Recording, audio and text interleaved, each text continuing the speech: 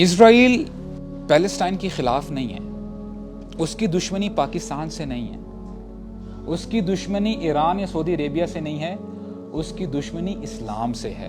وہ چاہتے ہیں کہ ان لوگوں سے کسی نہ کسی طریقے سے امید کو ختم کر دیا جائے، ان کو نا امید بنا دیا جائے، ان کی ہوپ کو بریک کر دیا جائے۔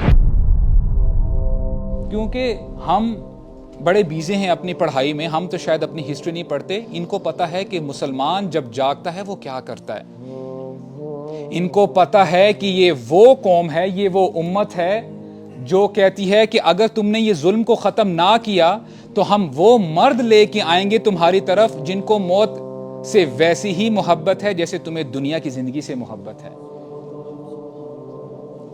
ہم شاید بھول گئے ہیں لیکن یہ لوگ نہیں بھولے۔ ان کو پتا ہے کہ مسلمان جب جاگتا ہے وہ کیا کر سکتا ہے۔ ان کو پتا ہے کہ اگر یہ جاگ گئے، ان کو وہ واقعہ یاد ہے غزوہ احد پر کہ ایک صحابی تھے، غزوہ بدر میں تو وہ پارٹیسپیٹ نہیں کر سکے، کہتے ہیں یا رسول اللہ I really miss fighting against the pagans۔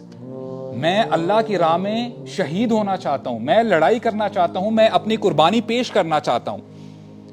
یا رسول اللہ اگر مجھے ایک موقع مل جائے تو آپ دیکھیے گا کہ میں کیا کرتا ہوں۔ اللہ تعالیٰ نے موقع دے دیا، غزوہ احد آ گئی اور یہ ابھی کھجور کھا رہے تھے۔ سعد بن معاذ ان کے ساتھ ہیں، کہتے ہیں سعد تمہیں پتہ مجھے احد کی طرف سے جنت کی خوشبو آ رہی ہے۔ انہوں نے کھجوروں کو ویسے ہی وہاں پہ چھوڑا اور وہاں پہ گئے اور اپنی جان کا نذرانہ پیش کر دیا۔ اسلام کبھی بھی کمزور نہیں تھا، اسلام واز نیور ویک۔ لا الہ الا اللہ محمد رسول اللہ کبھی بھی کمزور نہیں ہو سکتا۔ اس سے پاورفل سٹیٹمنٹ نہ تھی، نہ ہے، نہ ہوگی۔ ہم عموماً جب 13 سال مکی پیریڈ کی بات کرتے ہیں، مکن ایرا، عموماً ہم سمجھتے ہیں کہ وہاں پہ مسلمان بڑے کمزور تھے، اسلام بڑا ویک تھا۔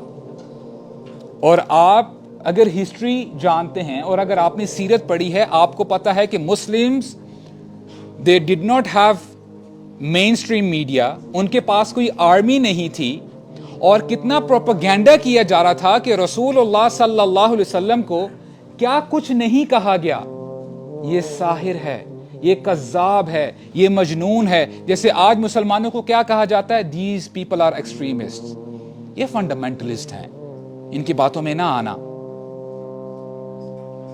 لیکن ہوا کیا، بلکہ ابو لہب جو کہ اپنا رشتہ دار ہے وہ پیچھے پیچھے جاتا تھا۔ رسول اللہ صلی اللہ علیہ وسلم دین کی دعوت دے رہے ہیں اور ان کا چچا پیچھے کہتے ہیں کہ اس شخص کی بات نہ سننا، یہ بندہ جھوٹ بول رہا ہے۔ چونکہ مین اسٹریم میڈیا ان کے ہاتھ میں تھا، انہوں نے جو ناچنے والیاں تھیں، جو ڈانسرز تھی، ان کی بھی ارینجمنٹ کی۔ رسول اللہ صلی اللہ علیہ وسلم ایک جگہ کھڑے ہو کے جب دین کی دعوت دے رہے ہیں، یہاں سے انہوں نے ڈانسرز کو بلایا کہ تاکہ لوگوں کو ڈائیورٹ کیا جائے۔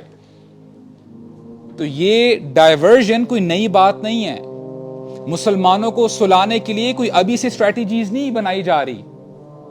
نوجوانوں کو سلانے کے لیے بہت عرصے سے اسٹریٹجیز بنائی جا رہی ہیں، اور یہ جو سوشل میڈیا ایپس ہیں جس میں آپ گھنٹے گھنٹے، انفارچونیٹلی بندہ ریلائز بھی نہیں کرتا کتنا ٹائم ضائع کر دیتا ہے۔ اور جب آپ ایک ایپ سے اک جاتے ہو، آپ تھک جاتے ہو کہ ٹھیک ہے جی something new should come، if Facebook was not sufficient, was not enough، تو پھر وہ انسٹاگرام آپ کے سامنے رکھ دیتے ہیں۔ اگر اس سے دل بھر جائے تو سنیپ چیٹ بھی اویلیبل ہے۔ if that is not enough، پھر ٹک ٹاک پر بھی آپ جو ہے اپنا ٹائم گزار سکتے ہو۔ And I'm telling you for the very fact، یہ لوگ یہاں تک نہیں رکیں گے، یہ آپ کو سلانے کے لیے اور بہت کچھ کریں گے، کیونکہ ان کو پتا ہے کہ لا الہ الا اللہ کی کیا طاقت ہے۔